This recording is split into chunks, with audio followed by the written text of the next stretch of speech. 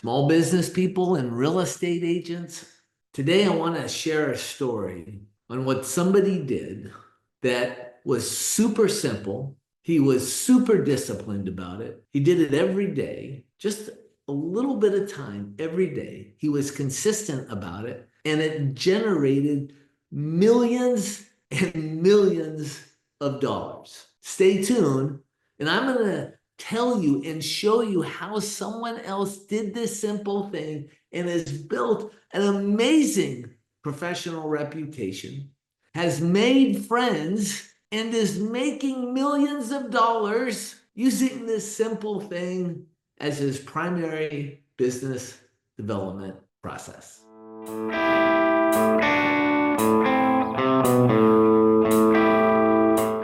Hi there, this is another episode of Going For It with James B, and I've got a great story to share with you. I'm going to tell you a story about doing something simple that all real estate agents could do. And this story comes from a guy by the name of Guy Spier, which I believe is the way you pronounce his name. I might be mispronouncing it, but it's spelled S-P-I-R-E. And he is an investor and runs a fund with over $500 million in it. That's $1 billion. And basically, he was a guy who went to a number of Tony Robbins events. And by the way, it's interesting to note that he actually went to Harvard Business School, but he felt like he learned a lot more practical advice from the Tony Robbins events. And he put some of these things that he learned at those events into practice. And one of them was writing handwritten notes to people and telling him basically that he liked them. He liked who they were. And he did this over a long period of time. He did it consistently, and he used this practice as the gas in the engine to build an amazing career in business. And so what I'm going to do is I'm going to go out to a podcast and share this with you. It's called Your First $1 Million, which is founded and run by a couple of successful entrepreneurs that interview people that are wildly successful about how they got their start. It's a great podcast, and I'm going to share this section with you now where they talk about this story. Let's go out to the podcast. Can you tell the story of the handwritten notes? Because I found this, initially when I read this, and I've heard this before, I kind of wrote it off as this sort of simpleton, cheesy idea. And it's now come into my life 3 or 4 times. So what did you read in that book? And then how did that lead to ultimately, I think you meeting Monish was from a handwritten note also. So can you tell that little story? I think there's something I need to learn there because I've heard this 3 or 4 times, never implemented it. Maybe this is the time. So in the Cialdini book, there is a story of the person who was the most successful car salesperson for the longest time. And the way, if I remember correctly, Cialdini writes about it. He just says, he just wrote 1,000 cards a year saying, "I like you." And I don't know if he actually said, "I like you." If you go into an Tony Robbins seminar, you'll learn about matching and mirroring. And this idea that it's very interesting, they had to, the word like, to like somebody, and alike, we like people who are similar to us. And the idea is if you just match and mirror what they're doing, speak at the same speed, wear the same clothes, have the same hand gestures, they will. So I just said to myself, because I'm feeling raw and angry in a way, because I want success and I'm not getting it. So this is, I think, an important part of the story. This guy went to Harvard, his business, and what he feels the trajectory that he should be on, he's not on it. It's not happening fast enough. And so he's trying to figure out how he can get his career to go better and faster and to achieve success. And so he has this burning desire inside, and let's continue with the story. And so I'm willing to try things that I haven't tried before. And that's kind of key. And in a way, having gone to DH Blair, I've burned my bridges. I can't go back into all sorts of career choices where if I'd not gone to DH Blair, they would have had me. So in a way, I'm kind of desperate as well. And with this idea, well, 1,000 notes a year, that's more or less 3 notes a day. I'm not going to leave the office until I've written 3 notes that basically say, I like you. 1,000 notes a year seems like a lot, but it's basically 3 notes a day. It's 45 minutes of work. And so he says, gosh darn it, I'm going to write some notes that basically say, I like you to that person, and to see what that fertilizes. It's just a small part of his day done consistently over a long period of time. Let's get back to the story.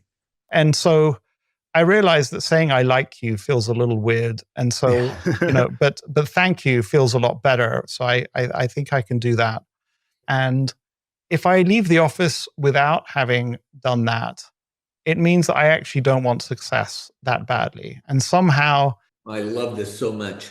So if he actually leaves the office, and I want you to really look at yourself and look yourself in the mirror on this thing. If you're leaving the office every day without doing the basic stuff that you have promised yourself to do, then you probably don't want success that bad. That's what he's saying about himself. And I think that applies to all of us. If we're not willing to do the things, the simple things that can get us success, that actually only take a short period of time, then we don't want it bad enough. And if that's not the case, then you must do the things that you need to do to be successful. It's either one or the other. Let's get back to the story. If I'd written those 3 notes, I could forgive myself for not getting success if I did that thing. I think that in a way that was me showing up. And I, just as an aside, I see people, often they're children of friends, where they're not showing up for themselves and they're not even trying. And I think the worst thing is to fail either an exam or some test that life gives you without having shown up. So if you're going to fail fully and honorably by showing up and doing the best you can, because then the failure means something. That was my way of saying, I desperately want success. I'm even willing to spend the extra X amount of time at the office to write these notes, because if that's what it takes to succeed, then I'll do it. And if I find something better to do, I'll do that. But for now, leaving the office, that's what I can do. And actually, funnily enough, I remember in one conversation with Whitney Tilson, he was like, Guy, all of my friends are telling me you're writing notes. It's like, you really think that's going to get you anywhere in life? It was kind of ridiculous. And for some reason, again, I said to myself, I don't mind looking like I'm a fool. This is the metaphor of the man in the arena. There are people around him who are criticizing and saying, what is this guy doing? He's writing notes to everybody. And so people are kind of gossiping about him in the banking industry. And he's being made fun of. But he's the man in the arena, and he's dusting himself off and getting himself back on the horse. And how many of us, the answer is a lot, how many of us have had someone criticize us, prospect or a peer, and we shrink? We go small and we stop doing the things that are going to help us be successful. We can't stand the ridicule. And I want to utilize this story in this example to be someone who doesn't go small. Let those criticisms go. Let those criticisms go so that you can keep doing the things that are going to matter. I think this is a critical part of that story. And I think many people inhibit themselves because they're afraid of looking a fool. I really don't mind looking, at least at the time I didn't. So I didn't stop me from doing it. And I just wrote endless thank you notes to people. And even better, or often better, is to send them something that you know will interest them. Now, you can end up spending a lot of money if you're sending them each an expensive book, for example, but it might have been a printout of a transcript. And I realized that actually often whatever I'm sending them, I really didn't care genuinely about the people I was writing to. I was doing it because I was going through the motions. In a way, I was faking it.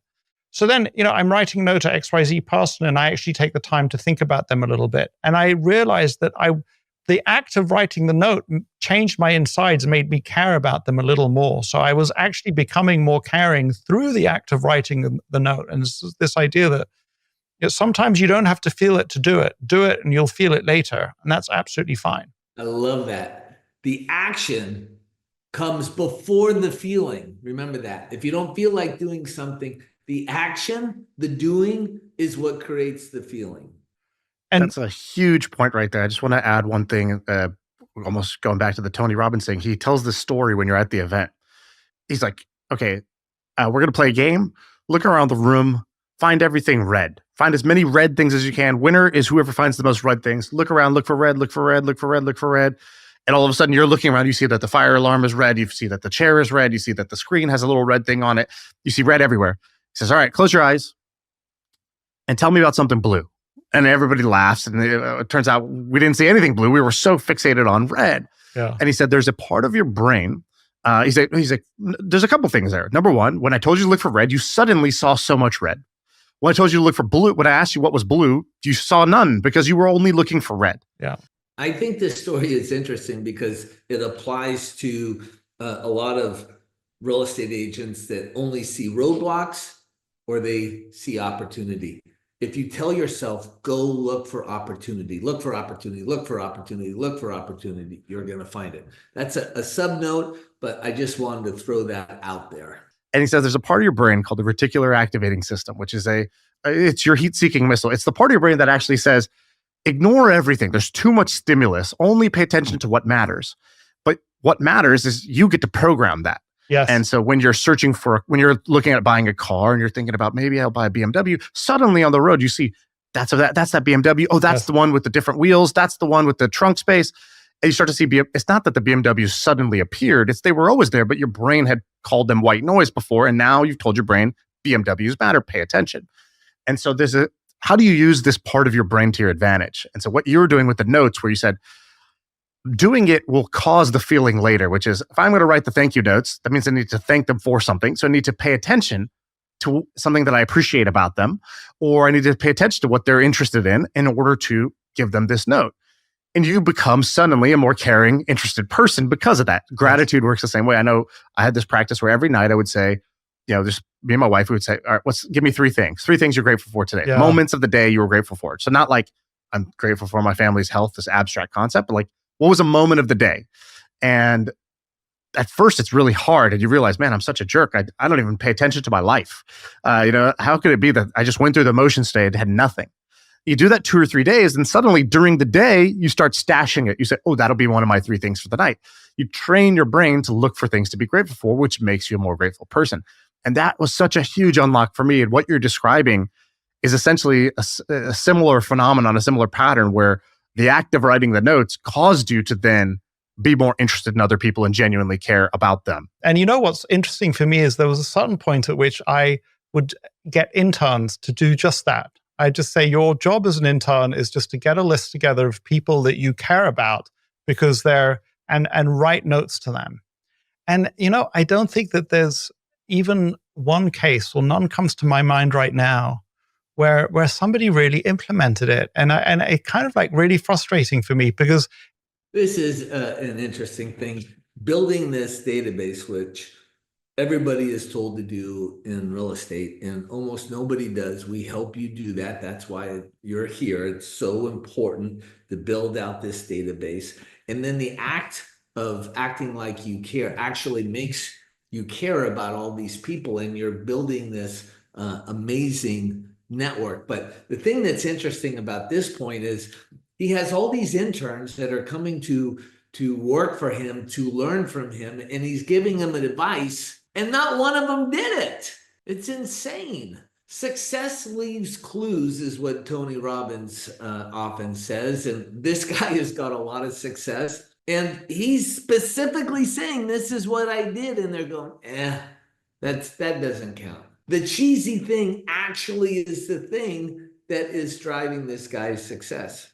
This is a point to hopefully have you be more open in general to seeing people that are successful and actually implementing some of the things that they do on a consistent basis to get the results. Let's get back to the story. it's not a zero-sum game. It's not like if you do it and somebody else we know does it, it diminishes us. It actually enhances all of our lives. And it's not clear to me exactly why some people end up doing it and some people don't. I would tell you that what just blows me away is that, Warren Buffett gets this.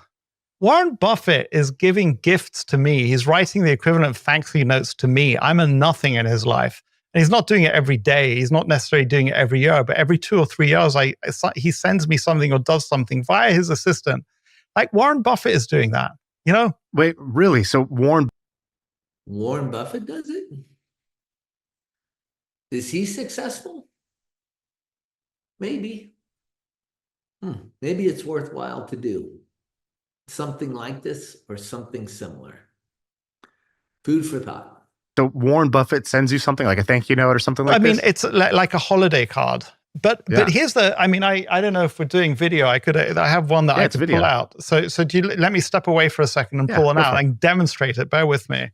Because of course I have it up on my wall. Hang on a sec. So Warren, this is, I don't know how many years after I've met him. Not right away, that's for sure. I get a holiday card from Warren in the post. And I'm just going to put it up for a second.